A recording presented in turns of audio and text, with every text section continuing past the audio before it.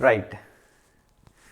Hello everyone, once again I welcome all of you in Gateway Classes. तो mechanical second year के जितने भी students हैं, आप लोगों के लिए गेटवे क्लासेस एप्लीकेशन के अंदर एक बेहतरीन कोर्स चल रहा है जिसका नाम है थर्मोडायनामिक्स और AKTU सब्जेक्ट कोड है इसका KME301।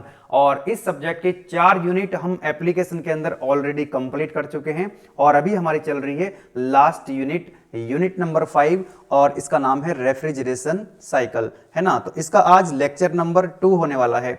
लेक्चर नंबर 1 में हम कौन कौन से टॉपिक्स पढ़ चुके हैं my dear students. Previous lecture में लेक्चर नंबर 1 में हम देख चुके हैं कि रिवर्स्ड कार्नोट साइकिल क्या होती है, उसमें कौन कौन से प्रोसेस होते हैं।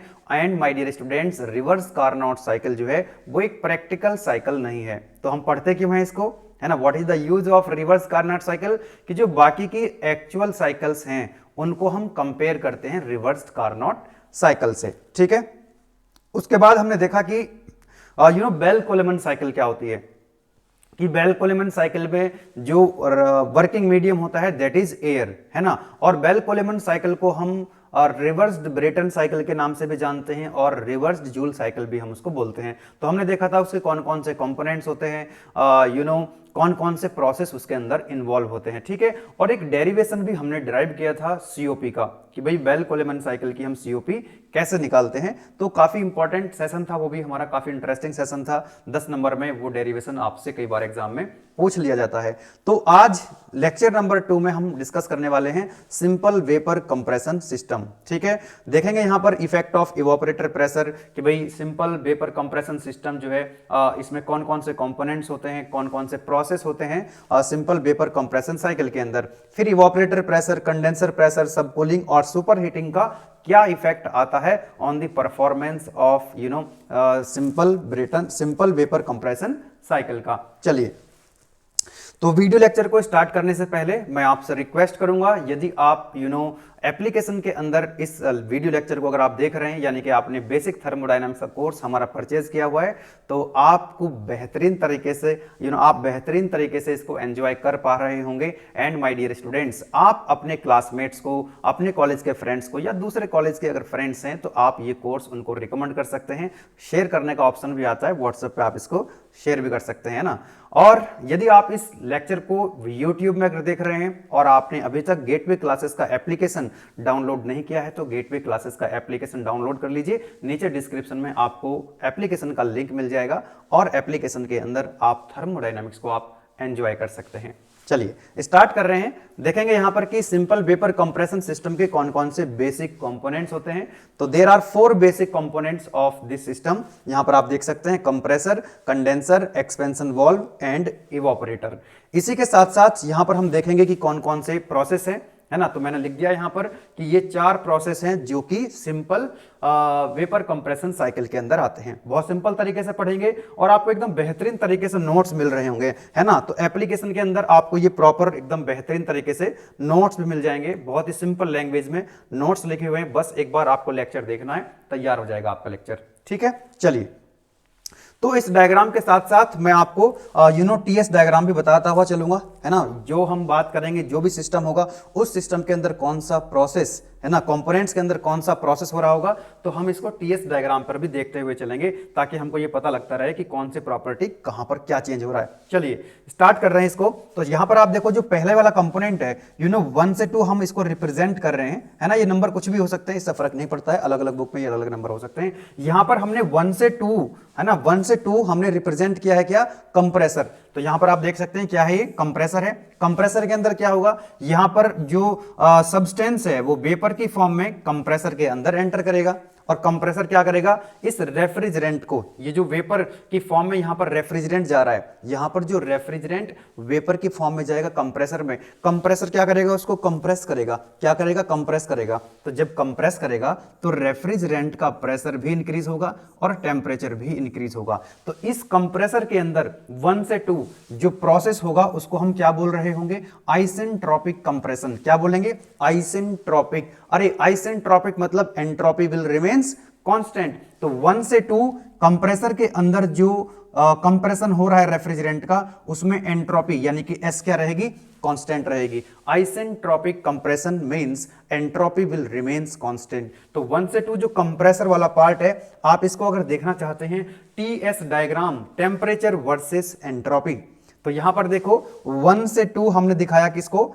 कंप्रेसर के अंदर जो कंप्रेशन हो रहा है 1 से 2 है ना, 1 से 2। तो देखो वर्टिकल लाइन है तो एंट्रोपी क्या है, कांस्टेंट है। ये एंट्रोपी है ना, तो वर्टिकल लाइन है तो एंट्रोपी विल रिमेन्स कांस्टेंट। आगे बढ़ें, चलिए यहां पर देखते हैं दूसरा।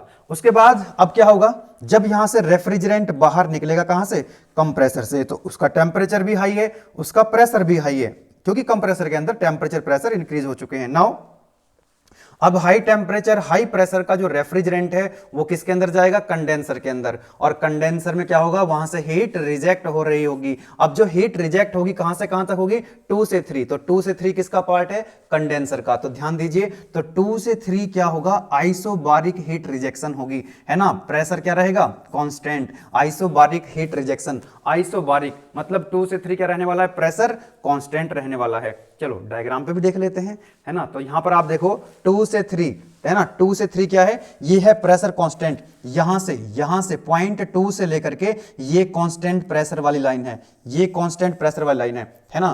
तो 2 से 3 क्या हो रहा होगा, यहां पे हीट रिजेक्शन हो रहा होगा, है ना। क्या हो रहा होगा, हीट रिजेक्शन हो रहा होगा 2 से लेकर के 3 तक, और प्रेशर क्या रहेगा, कांस्टेंट रहेगा, है ना।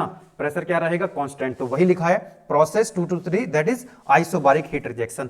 नाउ माय डियर स्टूडेंट्स, अब जब ये हीट यहां से रिजेक्ट होगी, भाई कंडेंसर के अंदर क्या होगा, हीट रिजेक्ट हो रही है, और जब रेफ्रिजरेंट से हीट रिजेक्ट होगी तो रेफ्रिजरेंट क्या हो जाएगा, कंडेंस हो जाएगा। कंडेंस होने का मतलब क्या है कि भाई इस कंडेंसर के अंदर जो रेफ्रिजरेंट अभी वेपर की फॉर्म में गया था वो कंडेंस हो जाएगा और लिक्विड की फॉर्म में कन्वर्ट हो जाएगा। बोलो यस और नो। कंडेंसर के अंदर फेज चेंज हो जाएगी, रेफ्रिजरेंट वेपर से लिक्विड में कन्वर्ट हो जाएगा माय डियर स्टूडेंट्स। अब जो ये अब क्या होगा, ध्यान देना, यहां पर जो अब रेफ्रिजरेंट किस फॉर्म में आ चुका है, लिक्विड की फॉर्म में। किस फॉर्म में आ चुका है, लिक्विड की फॉर्म में आ चुका है। अब ये एक्सपेंशन वाल्व के अंदर जाएगा और प्रोसेस होगा आपका 3 से 4, है ना। एक्सपेंशन वाल्व, थ्रोटलिंग वाल्व भी कह सकते हैं, इसके अंदर प्रोसेस होता है throttling process. My dear students, कौन सा प्रोसेस होगा, 3 से 4 थ्रोटलिंग। देखो यहां पर लिखा हुआ है isenthalpic process, entropy will remains constant. अरे यूनिट नंबर 1 में मैंने आपको बताया था जो थ्रोटलिंग प्रोसेस होता है उसमें एंथैल्पी कांस्टेंट रहती है, प्रूफ किया था। तो यहां पर ध्यान दीजिएगा 3 से 4 क्या है, एक्सपेंशन वाल्व। इसके अंदर कौन सा प्रोसेस हो रहा है, थ्रोटलिंग प्रोसेस, यानी कि आइसेंथाल्पिक प्रोसेस। तो 3 से 4 कौन सा प्रोसेस है, आइसेंथाल्पिक, मतलब एंथैल्पी विल रिमेन्स कांस्टेंट। ठीक है। अब इसके अंदर क्या होगा, इसके अंदर टेम्परेचर और प्रेशर दोनों डिक्रीज होंगे। टेम्परेचर भी डिक्रीज होगा, प्रेशर भी डिक्रीज होगा, टेम्परेचर भी डिक्रीज होगा, प्रेशर भी डिक्रीज होगा, और जो रेफ्रिजरेंट है वो लिक्विड की फॉर्म में एंटर करेगा, लिक्विड की फॉर्म में एग्जिट करेगा, लिक्विड की फॉर्म में एंटर करेगा, लिक्विड की फॉर्म में एग्जिट करेगा। फेज का ट्रांसफॉर्मेशन नहीं होगा। तो यहां पर आप देख सकते हैं 3 से 4 वाला जो प्रोसेस है, ध्यान देना, 3 से 4 वाला जो प्रोसेस है, यहां पर ये कौन सा प्रोसेस है आपका, दिस इज आइसेंथाल्पिक प्रोसेस। और याद आ रहा है आपको, जब हमने आइसेंथाल्पी थ्रोटलिंग प्रोसेस पढ़ा था तो हमने देखा था कि जो थ्रोटलिंग प्रोसेस है वो इरिवर्सिबल प्रोसेस है। इरिवर्सिबल का मतलब एंट्रोपी इंक्रीज हो रही होगी। इरिवर्सिबल को हम डॉटेड लाइन से दिखाते हैं, इसीलिए 3 से 4 जो प्रोसेस है, क्योंकि ये आइसेंथाल्पिक प्रोसेस है, ये थ्रोटलिंग प्रोसेस है, एंथैल्पी कांस्टेंट रहेगी लेकिन एंट्रोपी इंक्रीज होगी। अरे भैया इरिवर्स, ये पता है ना आपको, ds इज ग्रेटर देन और इक्वल टू 0। अगर मान लो अगर रिवर्सिबल प्रोसेस है तो 0 के बराबर होगा, यानी कि एंट्रोपी कांस्टेंट हो जाएगी। अगर इरिवर्सिबल प्रोसेस है तो एंट्रोपी का जो चेंज है वो ग्रेटर देन 0 होगा, यानी कि एंट्रोपी इंक्रीज होगी। और ये जो प्रोसेस 3 से 4 हो रहा है, ये क्या है आपका, थ्रोटलिंग प्रोसेस है। इरिवर्सिबल प्रोसेस होता है, अरे इरिवर्सिबल है इसीलिए तो डॉटेड लाइन से दिखाया है। तो एंट्रोपी क्या होगी, इंक्रीज होगी। तो एंट्रोपी एक्सिस तो ये है, तो 3 से 4 देखो जरा, एंट्रोपी इंक्रीज हो रही है, एंट्रोपी इंक्रीज हो रही है, एंट्रोपी इंक्रीज हो रही है। यस और no, yes my dear students. चलो तो 3 से 4 की बात समझ में आ गई।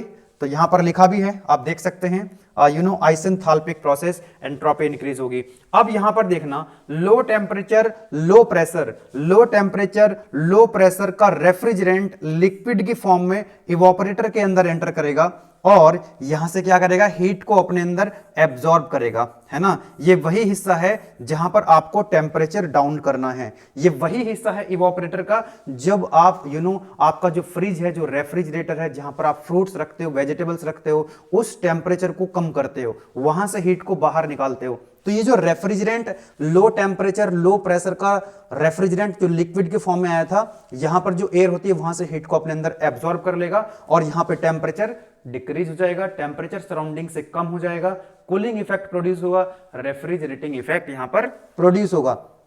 अब क्योंकि ये रेफ्रिजरेंट अपने अंदर हीट को एब्जॉर्ब कर रहा है, जब हीट को एब्जॉर्ब करेगा तो ये लिक्विड से वेपर की फॉर्म में कन्वर्ट हो जाएगा, ये फिर से वेपोराइज हो जाएगा और ये लिक्विड की फॉर्म में यहां पर एंटर हुआ था रेफ्रिजरेंट, अब यहां से ये वेपर की फॉर्म में बाहर निकलेगा और फिर से जो है ये कंप्रेसर के अंदर चला जाएगा और ये साइकिल आपकी जो है रिपीट होती रहेगी, है ना।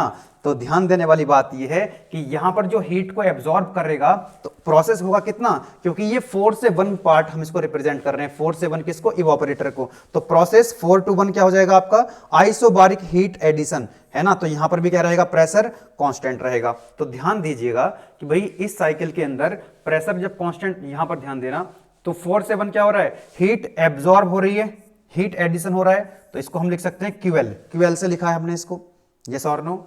आप देख सकते हैं एक बार फिर से, यहां पर देखो 4 से 1 किसका पार्ट है, इवोपरेटर का, मतलब आइसोबारिक हीट एडिशन यानी कांस्टेंट प्रेशर। तो यहां पर आप देखो तो प्रेशर क्या रहेगा, 4 से 1 कांस्टेंट रहेगा। तो 4 प्रोसेस हो गए, प्रोसेस 1 से 2 कौन सा हो गया, this is isentropic compression, and 2 से 3 कौन सा प्रोसेस हो गया, isobaric heat rejection, and 3 to 4 कौन सा हो गया, आइसेंथाल्पिक एक्सपेंशन, एंड 4 से 1 क्या हो गया आपका आइसोबारिक हीट एडिशन। बताइए, कोई दिक्कत वाली बात नहीं है, बहुत ही सिंपल लैंग्वेज में आपको ये नोट्स गेटवे क्लासेस एप्लीकेशन के अंदर मिल रहे होंगे, है ना। और नीचे आपको एक डिस्क्रिप्शन में व्हाट्सएप का लिंक, व्हाट्सएप ग्रुप का भी लिंक मिल जाएगा, बहुत सारे बच्चे मैकेनिकल के उसमें जुड़े हुए हैं, उसमें भी आप जुड़ सकते हैं। चलिए आगे बढ़ते हैं। नेक्स्ट अब हम देखेंगे इसका pH diagram, pressure versus enthalpy. इसमें तो कोई डाउट नहीं है कि भाई जो वेपर कंप्रेशन साइकिल है इसमें 4 प्रोसेस होंगे, 2 आइसोबारिक यानी कि isobaric heat rejection, isobaric heat addition,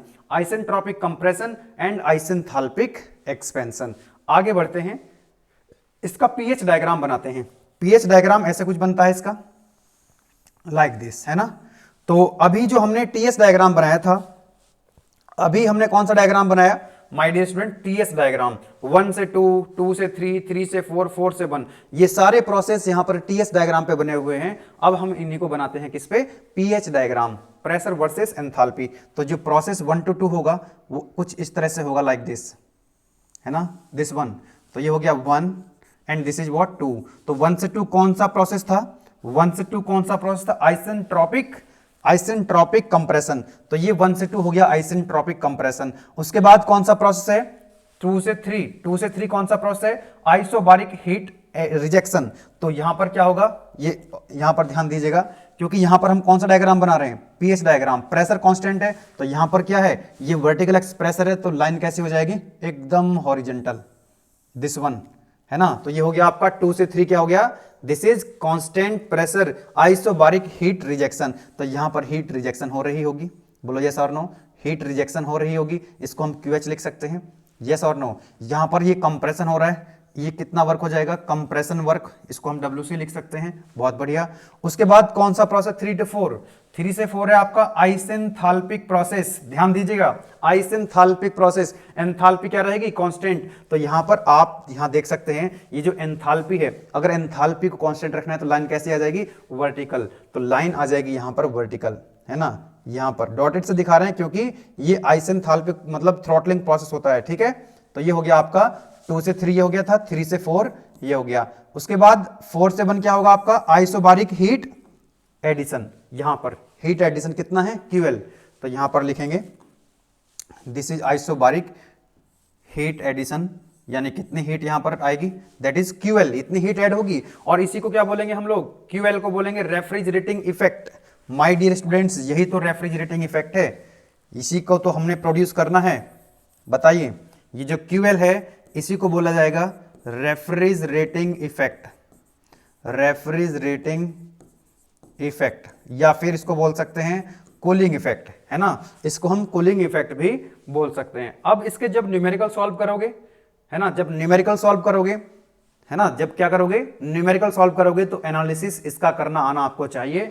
ठीक है, अब आपको यह देखना है कौन सी इक्वेशन लगाओगे, steady flow energy equation, unit number 1 में बहुत ही शानदार तरीके से पढ़ी है, उसको प्रूफ किया था डेरिवेशन उसका।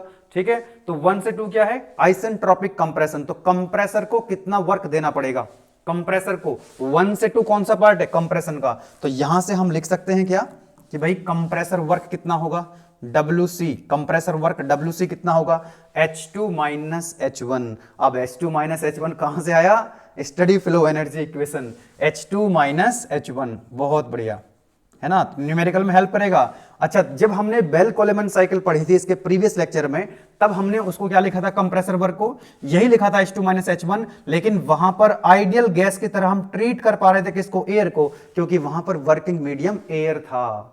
अगर एयर वर्किंग मीडियम होगा तो इसको हम क्या लिख सकते हैं, CpT2 माइनस CpT1, तो ये हो जाएगा आपका CpT2 माइनस T1। आपको याद आया होगा, हमने ऐसे ही तो लिखा था वहां पे, लेकिन यहां नहीं लिख सकते, वेपर को हम ऐसा नहीं लिखेंगे, है ना, वेपर को हम कैसे लिखेंगे, simply H2 minus H1 in terms of temperature, नहीं, इसको CpT2 माइनस T1 नहीं लिख सकते। चलो, अब प्रोसेस 2 से 3 कौन सा है, this is isobaric heat rejection, कितना आएगा, H2 माइनस H3, तो यहां पर हम क्या लिख रहे हैं इसको, QH, that is equal to H2 minus H3, बहुत सही। उसके बाद आप ध्यान देना कि भाई 3 से 4 क्या है, एंथैल्पी कांस्टेंट है, इसका मतलब H3 बराबर क्या है, आप देख सकते हो, जितना H3 है उतना ही H4 भी होगा, H3 की वैल्यू H4 के बराबर होगी, H3 की वैल्यू H4 के बराबर होगी, कोई दिक्कत वाली बात नहीं है, न्यूमेरिकल में हेल्प करेगा आपकी। नाउ प्रोसेस 4 to 1 क्या हो रहा है यहां पे, process 4 to 1 you know heat addition, heat absorb हो रही है, ये इवोपरेटर वाला हिस्सा है, तो यहां पर क्या हो जाएगा, H1 माइनस H4, तो यहां पर लिखेंगे QL, that is equal to H1 minus H4। बताइए, कोई दिक्कत नहीं है, यस माय डियर स्टूडेंट्स। तो कंप्रेसर वर्क कितना हो जाएगा, H2 माइनस H1, ये कंप्रेसर है ना 1 से 2, तो H2 माइनस H1। उसके बाद आपका जो हीट रिजेक्शन है कितना हो जाएगा, कंडेंसर के अंदर हीट रिजेक्ट होगी, तो 2 से 3 हीट रिजेक्शन कंडेंसर में हो रही है, तो कितना हो गया, H2 माइनस H3।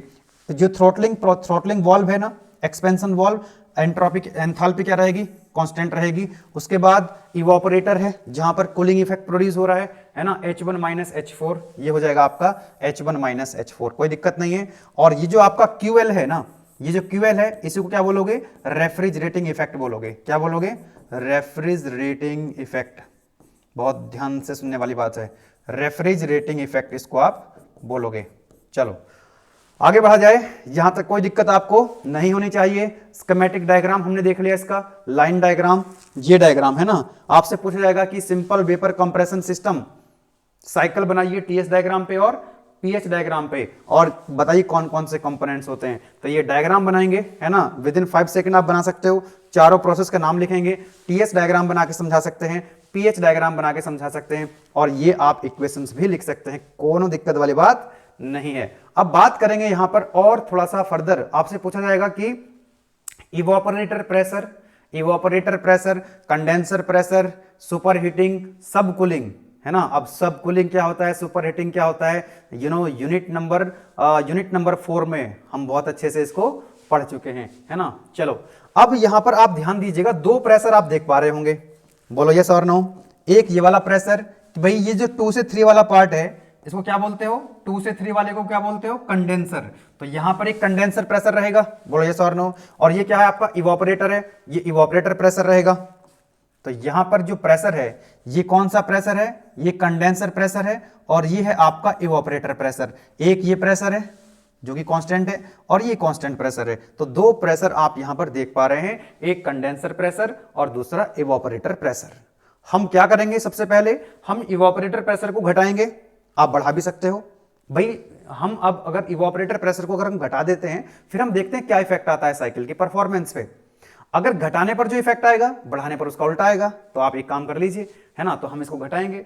और जो आपका इसी तरह से कंडेंसर प्रेशर है, कंडेंसर प्रेशर को देखते हैं बढ़ाएंगे या घटा, कुछ भी आप कर सकते हैं। फिर हम एक बार सब कूलिंग करेंगे और एक बार हम सुपर हीटिंग करेंगे। तो सबसे पहले हम बात कर रहे हैं इफेक्ट ऑफ इवोपरेटर, कि भाई इवोपरेटर प्रेशर को चेंज करने पर, इवोपरेटर प्रेशर को चेंज करने पर साइकिल की जो परफॉर्मेंस है उस पर क्या फर्क पड़ेगा, है ना। चलिए, बहुत बढ़िया। तो इसका हम पीएच डायग्राम बना सकते हैं, बिल्कुल अभी बनाया था पीएच डायग्राम, बहुत सही। चलो जी, तो ऐसा ही बनता है पीएच डायग्राम, लाइक दिस। तो इसकी पहले हम ओरिजिनल साइकिल बनाते हैं, है ना। अभी हमने देखा कि 1 से 2 क्या हो गया, कंप्रेसर का पार्ट, 2 से 3 किसका पार्ट हो गया, किसका पार्ट हो गया, कंडेंसर का। उसके बाद पीएच डायग्राम बना रहे हैं, पीएच प्रेशर वर्सेस एंथैल्पी, तो यहां पर क्या रहेगी, एंथैल्पी कांस्टेंट रहेगी। उसके बाद ये आ जाएगा लाइक दिस। तो इसको हम क्या बोलेंगे, दिस इज 1 से 2 किसका पार्ट है, कंप्रेसर का। फिर 2 से 3 हीट रिजेक्ट हो रही होगी, जिसको हमने QH लिखा था, है ना। 2 से 3 आइसोबारिक हीट रिजेक्शन, और 3 से 4 क्या था आपका, आइसेंथाल्पिक एक्सपेंशन, और ये था आपका यहां पर हीट एडिशन, QL लिखा था इसको हमने, ये बनाया हमने। This is the original cycle. हम एक काम कर रहे हैं, हम देखना चाहते हैं कि effect of evaporator pressure, evaporator pressure को डिक्रीज कर दीजिए तो नई साइकिल बनेगी हमारी। क्या, ध्यान देना, जो नई साइकिल बनकर के आएगी वो कैसी बनेगी, ध्यान देना। हमने इवोपरेटर प्रेशर को डिक्रीज करना है, अभी ये प्रेशर है ना, इस प्रेशर को डिक्रीज कर दो तो ये लाइन यहां पे आ जाएगी। भाई यहां पर कुछ प्रेशर है, देखो ये प्रेशर लाइन है, तो यहां पर कुछ प्रेशर था, अभी हमने प्रेशर को डिक्रीज कर दिया। अब प्रेशर को डिक्रीज करेंगे तो साइकिल कैसी बनेगी, तो नई साइकिल पे ध्यान देना, ये साइकिल आपकी बनेगी। अब ये 1 जो है ये 1 डैश हो जाएगा, बहुत ध्यान से समझना, जो 1 है वो क्या हो जाएगा, 1 डैश हो जाएगा, दिस इज 1 डैश। और ये लाइन जो है वो ऐसी चल के जाएगी लाइक दिस, है ना, इस तरह से। तो ये 2 जो है 2 डैश हो जाएगा, और उसके बाद जब ये लाइन नीचे आ जाएगी तो ये हो जाएगा आपका 4 डैश। ठीक है, समझ पा रहे हो। अब देखो इसका क्या इफेक्ट आएगा, बहुत इंपॉर्टेंट है। मैंने बोला आपको जो रेफ्रिजरेटिंग इफेक्ट होता है ना, RE, है ना, रेफ्रिजरेटिंग इफेक्ट,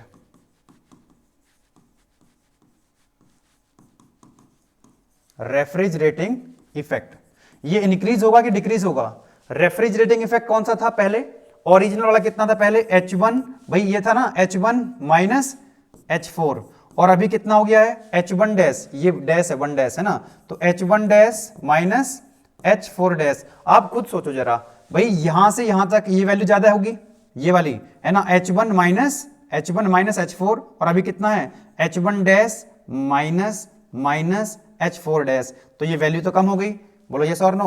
भाई आप यहां पर देख सकते हैं H1 dash minus H4 dash की जो वैल्यू है वो कितनी हो गई है, H1 माइनस H4 से कम हो गई है। मतलब जो रेफ्रिजरेटिंग इफेक्ट है ना, मतलब जो रेफ्रिजरेटिंग इफेक्ट है वो क्या हो जाएगा आपका, कम हो जाएगा। यस और नो। अब देखो कंप्रेसर वर्क के बारे में थोड़ा देखो, पहले कितना वर्क था, 2 से लेकर के 1 से लेकर के 2 तक, है ना, यानी कि H2 माइनस H1 था, पहले कितना था H2 माइनस H1, और अभी कितना हो चुका है H2 dash minus H1 dash. आप देख सकते हैं ये जो वैल्यू है ना 1 डैश से लेकर के 2 डैश तक ये वैल्यू बढ़ चुकी है, तो कंप्रेसर वर्क जो है वो बढ़ जाएगा। कंप्रेसर वर्क क्या हो गया आपका, वो इंक्रीज हो गया है। रेफ्रिजरेटिंग इफेक्ट कम हो चुका है और कंप्रेसर वर्क बढ़ चुका है। तो यहां पर मैं एक चीज और यहां पर लिखना चाहूंगा, जो हमने एनालिसिस किया है इसमें जो COP होगी वो कितनी होगी, COP होता है आपका refrigerating effect upon required work, पढ़ चुके हैं हम पहले यूनिट नंबर 2 में भी। तो यहां पर रेफ्रिजरेटिंग इफेक्ट कितना है, H1 minus H4, H1 minus H4 आपका रेफ्रिजरेटिंग इफेक्ट है, और वर्क रिक्वायर्ड कितना है, that is H2 minus H1, H2 minus H1। अब क्योंकि H4 की वैल्यू क्या है, H3 के बराबर है, H4 की वैल्यू H3 के बराबर है, आप इसको ऐसे भी लिख सकते हैं H1 माइनस के H3 upon H2 minus H1। मतलब रेफ्रिजरेटिंग इफेक्ट और रिक्वायर्ड वर्क का जो रेशियो है उसको हम क्या बोलते हैं, COP बोलते हैं। तो मेरे डियर स्टूडेंट्स, आप मुझे एक बात बताओ कि भाई जब हमने इवापोरेटर प्रेशर को डिक्रीज किया तो कंप्रेसर वर्क इंक्रीज हुआ, बहुत सही, रेफ्रिजरेटिंग इफेक्ट डिक्रीज हुआ। Now what about COP, COP होता क्या है, that is refrigerating effect upon required input यानी कंप्रेसर वर्क। आप मुझे एक बात बताओ, कंप्रेसर वर्क क्या हुआ है, कंप्रेसर वर्क इंक्रीज हुआ है और रेफ्रिजरेटिंग इफेक्ट डिक्रीज हुआ है, तो सीओपी क्या हो जाएगी आपकी, डिक्रीज हो जाएगी। बोलो यस और नो, तेजी से डिक्रीज होगी। भाई ऊपर की वैल्यू डिक्रीज हो रही है और नीचे की वैल्यू इंक्रीज हो रही है, तो बहुत तेजी से क्या होगी, सीओपी डिक्रीज होगी। तो अगर आपसे कोई पूछता है कि भाई अगर हम सिंपल वेपर कंप्रेशन साइकिल में अगर हम इवोपरेटर का जो प्रेशर है, इवोपरेटर का प्रेशर डिक्रीज कर दें तो क्या होगा, कंप्रेसर वर्क इंक्रीज होगा, रेफ्रिजरेटिंग इफेक्ट डिक्रीज होगा, तो सीओपी क्या होगी, डिक्रीज होगी। These are the effects, these are the क्या हेडिंग है हमारी, इफेक्ट ऑफ इवोपरेटर प्रेशर। तो इवोपरेटर प्रेशर के ये इफेक्ट आएंगे। अगर आप इवोपरेटर प्रेशर बढ़ाओगे तो इसका उल्टा हो जाएगा, है ना, कि भाई रेफ्रिजरेटिंग इफेक्ट बढ़ जाएगा, कंप्रेसर वर्क घट जाएगा, तो सीओपी बढ़ जाएगी। नेक्स्ट देखते हैं यहां पे हम, अच्छा जो चीज मैंने आपको बताई है अभी समझाइए डायग्राम की हेल्प से, वो यहां पर लिखी हुई भी है। In vapour compression refrigeration system if the evaporator pressure decreases and these are the following effect. Number 1, work input in compressor, compressor का जो वर्क है वो इंक्रीज होगा एंड रेफ्रिजरेशन इफेक्ट डिक्रीज होगा और सीओपी सिस्टम की क्या हो जाएगी, डिक्रीज हो जाएगी। वही मैंने आपको समझाया है डायग्राम बना के। नेक्स्ट देखेंगे इफेक्ट ऑफ कंडेंसर प्रेशर, है ना। तो जल्दी से फिर से वही साइकिल बनाते हैं, वही साइकिल बनाते हैं और इस बार कंडेंसर प्रेशर को देखते हैं। कंडेंसर प्रेशर को बढ़ा देंगे, है ना, कंडेंसर प्रेशर को बढ़ाएंगे तो देखेंगे क्या होने वाला है। अगेन पीएच डायग्राम बनाएंगे, अगेन पीएच डायग्राम बनाएंगे, है ना। तो देखो यहां पर in vapour compression reference system if the condenser pressure increases these are the following effects. ठीक है, तो कंडेंसर प्रेशर को इंक्रीज करना होगा इस बार हमको, है ना। तो कंप्रेसर प्रेशर को इंक्रीज करो, राइट, ओके। तो ये हमारी साइकिल थी क्या, ये हमारी साइकिल थी। ओरिजिनल साइकिल तो ऐसे बनाते हैं, बोलो यस और नो। इसको बोला था 1, ये होगा 2, ये होगा 3 and this is 4। This is the original cycle. अब क्या करना है, कंडेंसर प्रेशर को इंक्रीज करना है। कंडेंसर प्रेशर को इंक्रीज करोगे तो यानी ये लाइन जो है ऐसी कुछ बनेगी। कंडेंसर प्रेशर को इंक्रीज करोगे, है ना, ये यही तो कंडेंसर प्रेशर है ऊपर वाला। भाई ये इवापोरेटर प्रेशर था, ये कंडेंसर प्रेशर है। कंडेंसर प्रेशर को इंक्रीज करोगे तो ऐसी लाइन बन के आएगी ओरिजिनल साइकिल। अब आपकी जो मॉडिफाइड साइकिल है वो ऐसी कुछ हो जाएगी जो मैंने ग्रीन कलर से दिखाई है। यानी कि जो पॉइंट 2 है वो 2 था, अब 2 डैश हो जाएगा। जो पॉइंट 3 था 3 डैश हो जाएगा। जो पॉइंट 4 था वो 4 डैश हो जाएगा। आप खुद ही सोच लीजिए। यहां पे बात करेंगे पहले रेफ्रिजरेटिंग इफेक्ट की। तो पहले रेफ्रिजरेटिंग इफेक्ट कितना था, H1 माइनस के H4, और अभी कितना हो चुका है H1 minus H4 dash, H1 minus H4 dash. तो आप खुद देखो यहां पे H1 माइनस H4 और अब कितना हो गया H1 माइनस H4 डैश। तो पहले इतना ज्यादा था, अब इतना सा हो गया है। तो यानी कि रेफ्रिजरेटिंग जो इफेक्ट होगा, रेफ्रिजरेटिंग इफेक्ट क्या हो गया, इस बार भी डिक्रीज हो गया है। बहुत बढ़िया। उसके बाद आप देखो पहले जो कंप्रेसर वर्क कितना था, H2 माइनस H1 था और अभी H2 डैश माइनस H1 है। पहले कितना था H2 माइनस H1 और अभी कितना हो चुका है H2 डैश माइनस H1। आप देख सकते हैं जो कंप्रेसर वर्क है ये इंक्रीज हो चुका है। कंप्रेसर वर्क क्या हो गया है, इंक्रीज। तो सीओपी के बारे में बात कर लेते हैं। क्या होता है COP, refrigerating effect upon compressor work. तो भाई एक बात बता मेरे दोस्त, एक बात बता, जो ये है रेफ्रिजरेटिंग इफेक्ट कम हुआ है, कंप्रेसर वर्क इंक्रीज हुआ है, तो सीओपी क्या हो जाएगी, डिक्रीज हो जाएगी। बोलो यस और नो। तो अगर आप कंडेंसर प्रेशर को इंक्रीज करोगे तो क्या होगा, सीओपी इंक्रीज डिक्रीज होगी, क्योंकि रेफ्रिजरेटिंग इफेक्ट डिक्रीज हुआ है और कंप्रेसर वर्क इंक्रीज हुआ है। तो ठीक है, आगे बढ़ा जाए। वही चीज यहां पर लिख दी है कि work input in the compressor increase होगा और रेफ्रिजरेटिंग इफेक्ट डिक्रीज होगा, सीओपी ऑफ सिस्टम डिक्रीज होगी। ठीक है, चलो आगे बढ़ते हैं। नेक्स्ट है इफेक्ट ऑफ सब कूलिंग, है ना। सब कूलिंग मैं आपको बता देता हूं एक बार फिर से। मैंने ये आपको बताया हुआ है डायग्राम लाइक दिस, है ना। ये डोम होता है, इसको हम बोलते हैं क्रिटिकल पॉइंट। क्या बोलते हैं इसको, क्रिटिकल पॉइंट। ये होता है आपका सब saturated liquid curve and this is what, saturated vapour curve. Unit number 4 में बहुत डिटेल में समझाया हुआ है।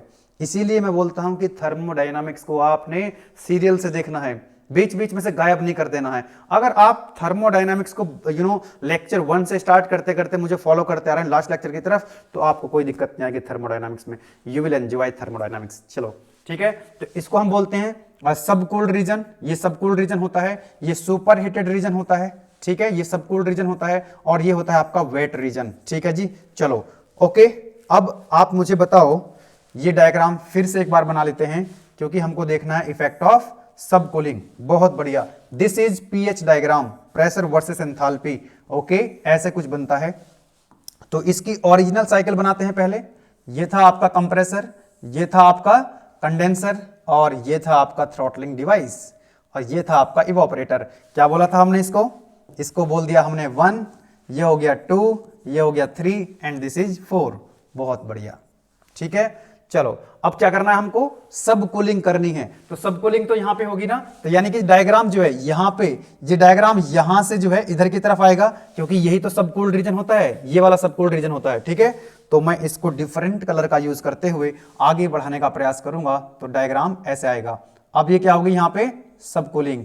अब जो 3 पॉइंट था वो 3 डैश बन जाएगा, यस और नो। अब ये ऐसे कुछ होगा, लाइक दिस वन। तो ये हो गया 3 डैश और ये हो जाएगा 4 डैश। जो ग्रीन कलर से मैंने मॉडिफाई करके दिखाया आपको, ये हमने सब कूलिंग कर दी है।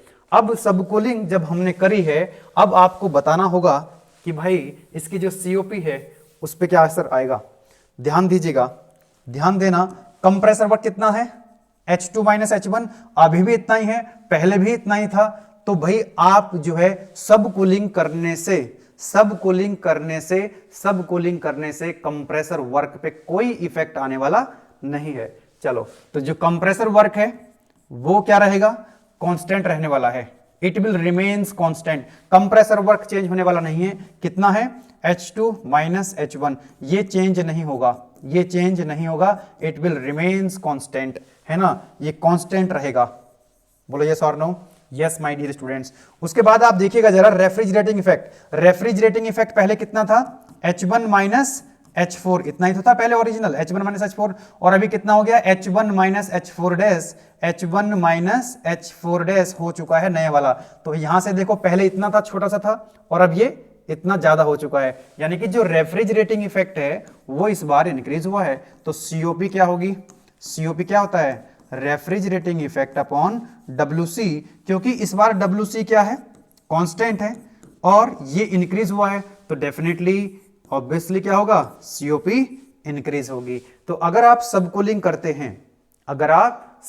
करते हैं, कंडेंसर से जो बाहर निकल रहा है लिक्विड के फॉर्म में, उसको सब कूल करने के बाद वो एक्सपेंशन वाल्व में जाएगा, तो ऑब्वियसली क्या होगा, रेफ्रिजरेटिंग इफेक्ट बढ़ जाएगा, कंप्रेसर वर्क पे कोई असर नहीं आएगा, तो सीओपी क्या होगी, इंक्रीज होगी। यही लिखा गया है कि work input in compressor remain same, है ना, रेफ्रिजरेटिंग इफेक्ट इंक्रीज होगा और सीओपी ऑफ सिस्टम इंक्रीज हो जाएगी। लास्ट हम यहां पर देखेंगे, उसके बाद हमारा आज की क्लास कंप्लीट हो जाएगी, ठीक है। Effect of super heating. चलो, effect of super heating, okay. तो this is again PH diagram. जितने भी इफेक्ट्स हैं आप पीएच डायग्राम बना करके समझाना, कोई दिक्कत आपको नहीं आएगी एग्जाम में। तो ओरिजिनल साइकिल थी हमारी दिस वन, 1 से 2, 2 से 3, and this is 3 to 4। Number लिख दें, 1 2 3 4, ओके। अब हमने क्या करना है, सुपर हीटिंग करनी है। इवोपरेटर से जो क्या निकल रहा है, रेफ्रिजरेंट निकल रहा है, उसको क्या करना है, सुपर हीट करना है। तो यानी यहां से यहां पर एंट्री नहीं होगी, कंप्रेसर में एंट्री होगी इस बार यहां पे, है ना। क्या करना है, इसको आपने सुपर हीट करना है। तो ये जो लाइन बनेगी आपकी कुछ ऐसी बनेगी, लाइक दिस वन। ध्यान दीजिएगा। तो अब जो आपकी फाइनल साइकिल हुई वो बनी 1 1 डैश बन चुका है, 2 2 डैश बन चुका है, ओके। चलिए अब देखते हैं जरा, जनाब एक बात मुझे बताओ, रेफ्रिजरेटिंग इफेक्ट कितना था पहले, H1 - H4, H1 - H4, और अभी कितना हो चुका है, H1 डैश - H4। बहुत बढ़िया, बहुत ही सही, बहुत शानदार, इसमें मजा आएगा। तो रेफ्रिजरेटिंग इफेक्ट जो है वो इंक्रीज हो चुका है। रेफ्रिजरेटिंग इफेक्ट क्या हो गया है, इंक्रीज हो चुका है ना। तो यहां पर हमने लिख भी दिया है, ध्यान दीजिएगा कि भाई जब आप सुपर हीटिंग करोगे तो यहां पर देखो रेफ्रिजरेटिंग इफेक्ट क्या हुआ है, इंक्रीज हुआ है। रेफ्रिजरेटिंग इफेक्ट क्या हो गया है, इंक्रीज हो गया है। आप देख सकते हैं पहले ये रेफ्रिजरेटिंग इफेक्ट है और अब इतना रेफ्रिजरेटिंग इफेक्ट है, बढ़ चुका है refrigerating effect. Now what about compressor work, पहले कंप्रेसर वर्क कितना था, H2 - H1, और अभी कितना हो चुका है, H2 डैश - H1 डैश। हम नहीं कह सकते इस बार कि कंप्रेसर वर्क इंक्रीज हुआ है कि कंप्रेसर वर्क डिक्रीज हुआ है, डायग्राम में देख करके आप नहीं बता सकते। तो कंप्रेसर वर्क इंक्रीज हुआ है कि कंप्रेसर, नहीं नहीं नहीं नहीं, कंप्रेसर वर्क तो इंक्रीज हो जाएगा ना, कह सकते हैं इस बार।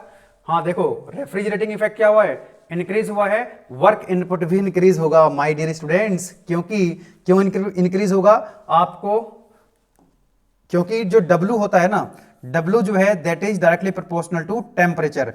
अब पहले यहां पर कंप्रेसर, देखो ध्यान दीजिएगा कि कंप्रेसर के अंदर जब रेफ्रिजरेंट एंटर करेगा तो जितना टेम्परेचर ज्यादा होगा, कंप्रेसर के एंट्री पे टेम्परेचर रेफ्रिजरेंट का जितना ज्यादा होगा, कंप्रेसर वर्क उतना ही ज्यादा होगा।